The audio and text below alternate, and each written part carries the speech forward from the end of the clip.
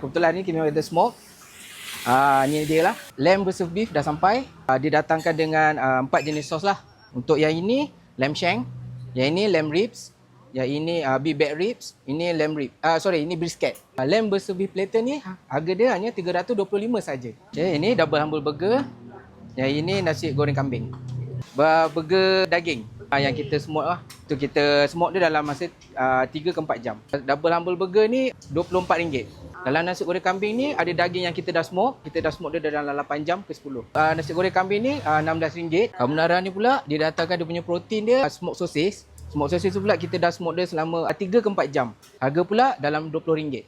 So yang ini smoke chicken. Ni lamb ribs. Untuk macam brisket, dia punya tempohnya pula dalam 10 ke 12 jam. Lamb rib ni 8 ke 10 jam. Kalau ayam ni selalunya 2 ke 4 jam. Cara smoke masak ni pula dia memang gunakan api yang panas lah. So dia memang ada, boleh nampak dia punya meter tu. So kita dah tahu dah sesuai untuk masukkan barang masak tu. Rasa smoky kayu rambutan tu dia akan meresap dalam daging tu. Flow smoke and brew ni dia memang terserut sikit. Dia punya tempat dia ni lalu masuk.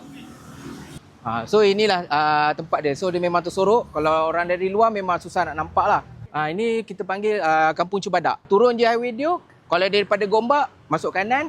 Kalau daripada KL masuk kiri. Kalau daripada sana pula daripada Bandar Baru Sentul. Nama kedai Flow Smoke and Brew. So ini laluan dia. Memang dia tersorok.